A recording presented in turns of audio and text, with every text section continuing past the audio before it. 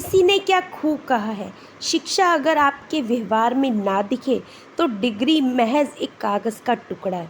Hello दोस्तों, मैं हूँ सपना गोयल। एक छोटी सी कहानी आपके लिए। एक बार की बात है, अलग अलग गांव की 4 औरतें कुएं से पानी भर रही थी और पानी भरते भरते चारों औरतें अपने बेटों की तारीफ कर रही थी, क्योंकि चारों के बेटे गांव आए हुए थे।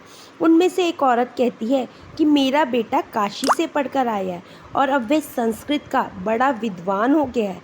उसे बड़े बड़े ग्रंथ मुँह ज़ुबानी याद है। यह सुनकर दूसरी औरत ने कहा, मेरे बेटे ने ज्योतिष की विद्या ग्रहण करी है। एक बार जो वह भविष्यवाणी कर देता है वह कभी खाली नहीं जाती।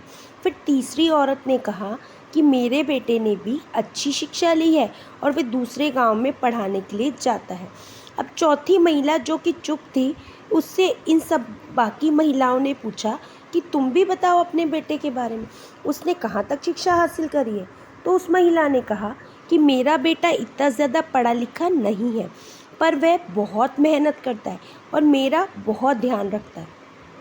अब बात करते करते चारों औरतें आगे बढ़ जाती हैं। तभी उस रास्ते से वहाँ पर पहली महिला का बेटा आते हुए दिखाई देता है। वह अपनी माँ के साथ की महिलाओं को प्रणाम करता है और वहाँ से चला जाता है। अब दूसरी महिला का लड़का रास्ते में मिलता है, तो उसने भी अपने माँ के साथ की औरतों को प्रणाम किया, पैर छुए और वहाँ से चला गया। तीसरी महिला का लड़का आया, उसने भी प्रणाम किया, कुछ बातें की, पैर छुए और वहाँ से चला गया।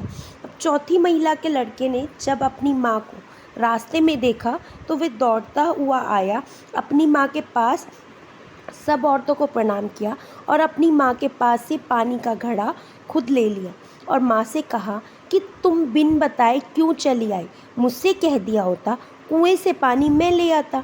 ये कहता कहता लड़का अपनी माँ के साथ आगे बढ़ गया और बाकी की सारी महिलाएं वहीं खड़ी उस औरत को और उसके बेटे को देखते रही। इस कहानी से हमें ये सीख मिलती है कि ज़िंदगी में शिक्षा तो ज़रूरी है, लेकिन व्यवहार, बिहेवियर, अपने से बड़ों की रिस्पेक्ट, इज्जत, वह भी ज़रूरी है। बड़े लोगों ने सही कहा है कि पुस्तकों के कुछ अक्षर पढ़ लेने मात्र से शिक्षा का उद्देश्य पूरा नहीं होता, बल्कि अक्षरों को पढ़कर अपने व्यवहार को शुद्ध करना, दूसरे की भावनाओं को समझना और सबके साथ न्यायपूर्ण व्यवहार करना, यही शिक्षा का मूल उद्देश्य है। मैं आपको बता दूं कि बिहेवियर नॉलेज से हमेशा ही ऊपर रहता है, क्योंकि ज़िंदगी में कई सिचुएशन ऐसी आती हैं जहाँ पर नॉलेज फेल हो जाती है, लेकिन बिहेवियर सब कुछ हैंडल कर लेता है। वे कहते हैं ना कि टाइम डिसाइड करता है कि आप अपनी ज़िंदगी में किससे मिलोगे, दिल डिसाइड करता है कि आप अपनी ज़िंदगी में किसे चाहोगे, और आपका बिहेवियर डिसाइड करता है कि आपकी ज़िंदगी में कौन रहेगा। क्योंकि आपका बिहेवियर, आपका बर्ताव आपका आईना होता है जिसमें लोग अपने आप को देखते हैं। आशा करती हूँ दोस्तों, आपको ये कहानी अच्छी लगी होगी। कहानी अच्छी लगी हो तो चैनल को लाइक, शेयर, सब्सक्राइब करना ना भूलिएगा। कहानी को आगे फॉरवर्ड भी कीजिएगा।